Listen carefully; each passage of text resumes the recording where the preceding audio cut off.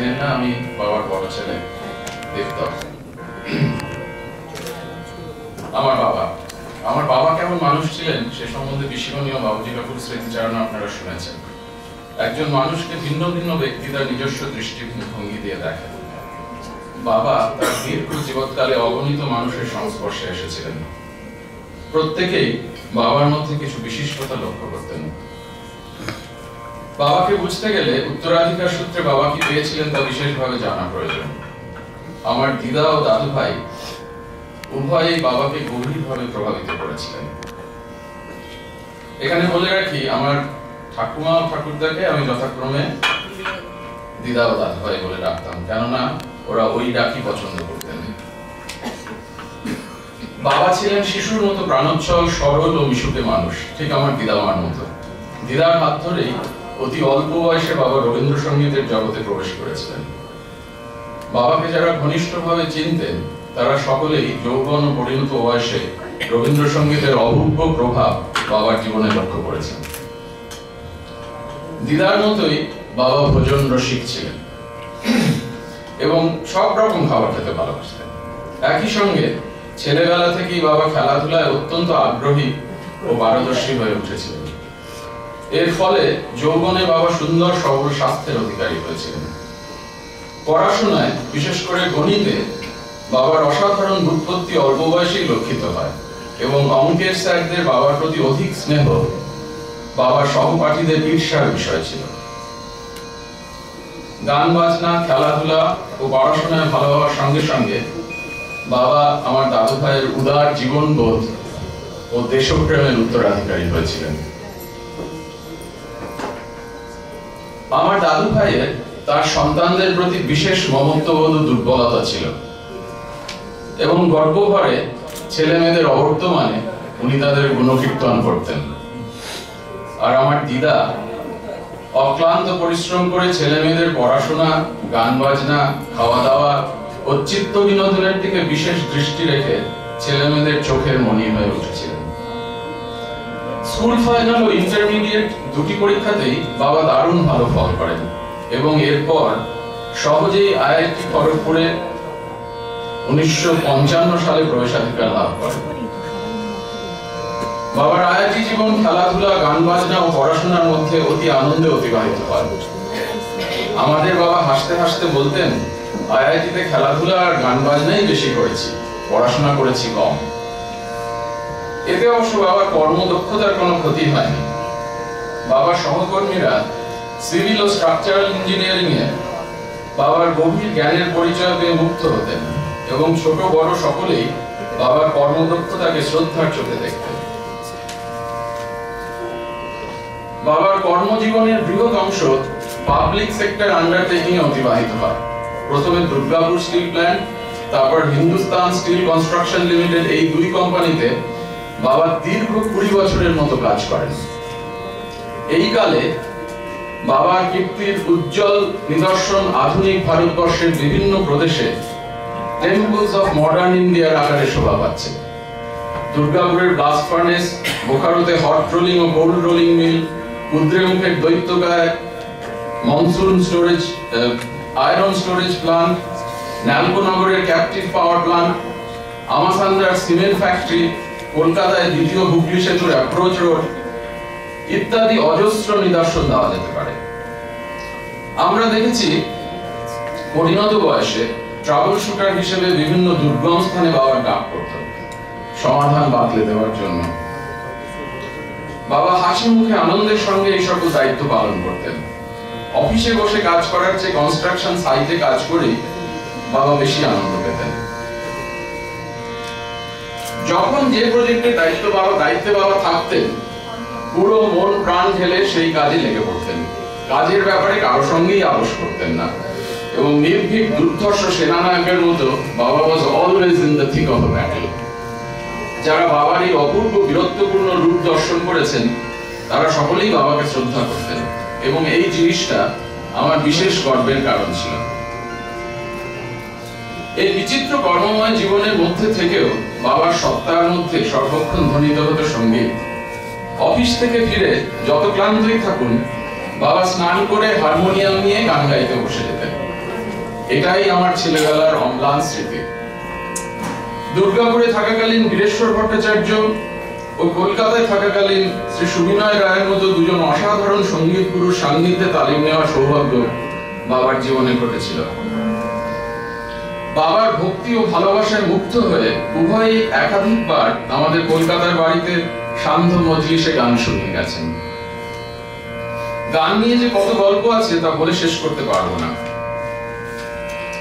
দু একটি ঘটনার কথা বললেই বাবার স্বরূপ আপনাদের সামনে উদ্ভাসিত হবে।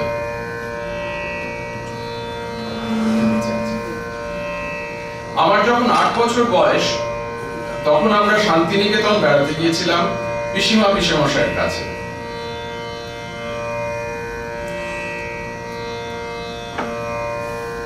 বড় আনন্দের জায়গা ছিল এটি আমাদের কাছে। একদিন সকালবেলা বাবা পিসিমাকে সঙ্গে করে বেরিয়ে পড়লেন, সঙ্গে ওর টেপ রেকর্ডার। দিদির কাছে আবদার করে প্রখ্যাত গায়িকা সাবিত্রী কৃষ্ণনের বাড়িতে গিয়ে উপস্থিত। ইনি রবীন্দ্রনাথের সময়ের মানুষ।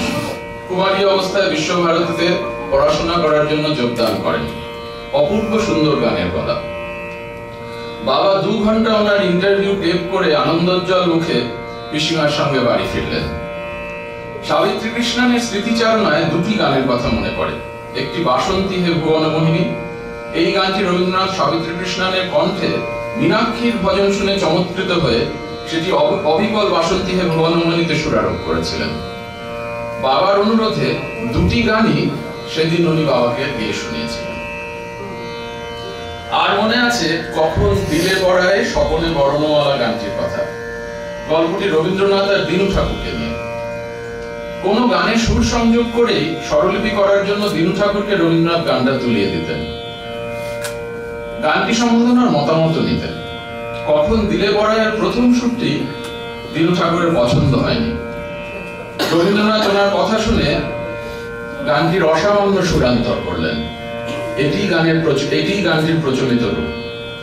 গানটি 2টি সুরেই সাবিত্রী কৃষ্ণন বাবাকে গেয়ে শুনিয়েছিলেন। এর 30 বছর পরের ঘটনা। বাবা মাদ্রাজে টুরে গেছেন।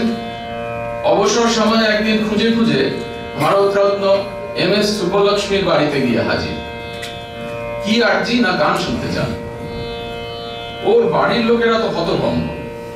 স্বাভাবিকভাবেই ওনার সহায়ক বাবাকে বললেন উনি এরকম ভাবে কারোকে গান শোনান না। কিন্তু বাবা নাছোড়। অগত্যা সুব্বলক্ষ্মীর স্বামী এসে বাবার সঙ্গে দেখা করলেন।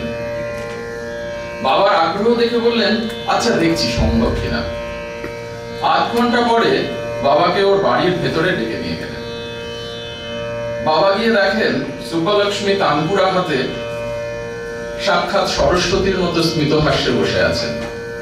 কি গান শুনতে চান জিজ্ঞাসা করলেন। বাবা মীনাক্ষীর ভজন শুনতে চাইলেন। উনি তৎক্ষণাৎ গানটি ধরলেন এবং 15 মিনিট দেব দুর্লভ কণ্ঠে গানটি পরিবেশন করলেন। তারপর জিজ্ঞাসা করলেন আর কি শুনতে চান। সেদিন প্রায় 8 ঘন্টা বাবাকে উনি গান শোনান। বিদায় নেবার পূর্বে অবিস্মরণীয় দৃশ্যটিও বাবার স্মৃতিতে উজ্জ্বল ছিল আজীবন।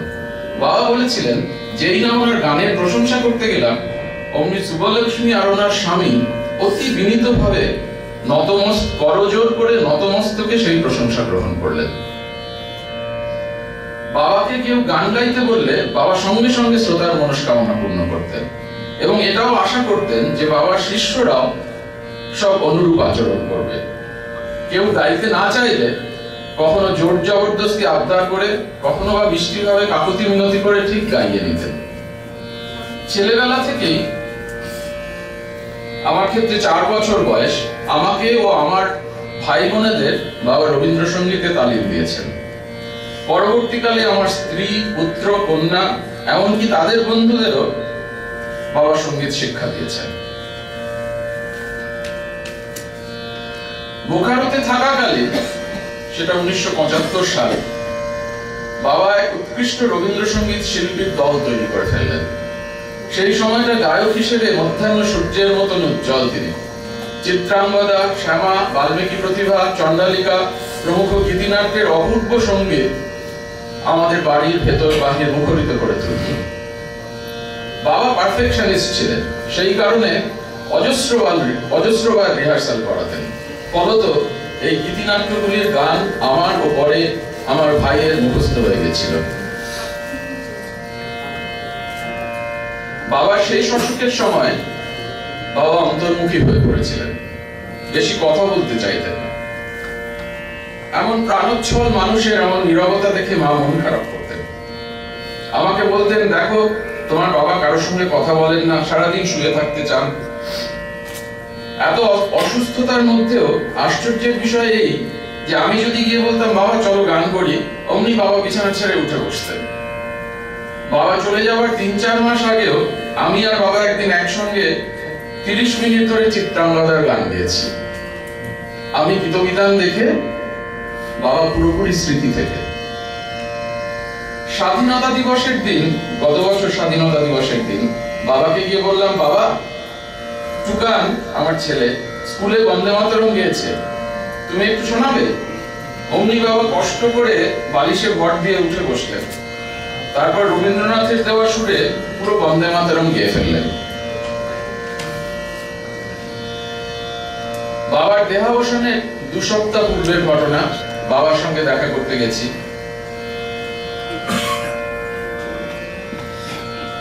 সেই সময় ঘর থেকে বাথরুম পর্যন্ত যেতে বাবার কষ্ট হয়।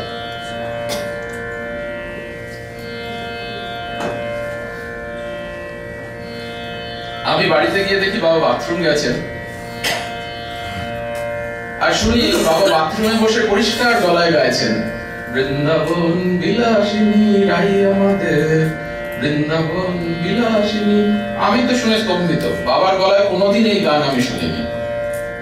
খোঁজ নিয়ে জানলাম বাবার টিভি সিরিয়াল থেকে এই গানটা তুলে নিয়েছেন। আমার বাবা বহুমুখী প্রতিভার অধিকারী ছিলেন, কিন্তু ওর প্রাণ ছিল সঙ্গীত। এই সঙ্গীত সুধা পান করে ও অপরকে পান করিয়ে পরম আনন্দে বিভোর হয়ে বাবা জীবন কাটিয়ে গেছেন। সারা জীবন বাবাকে আর অন্য কোনো নেশা করতে হয়। শুভ্র শুচিশুদ্ধ জীবন যাপন করে বীর পুরুষের মতো ইষ্ট দেবতার নাম জপতে জপতে ইহলোক ত্যাগ করেন। বাবার জীবন আলোচনা করলে শ্রী রামকৃষ্ণের অন্যতম পার্ষদ স্বামী ব্রহ্মানন্দের কথা মনে পড়ে যায়। কথা প্রসঙ্গে উনি বলেছিলেন, যারা শুদ্ধ সত্য জ্ঞানী মানুষ তারা কোন স্থানে এসে বসবাস করলে মনে হয় সেখানে বসন্ত ঋতুর আগমন হয়েছে।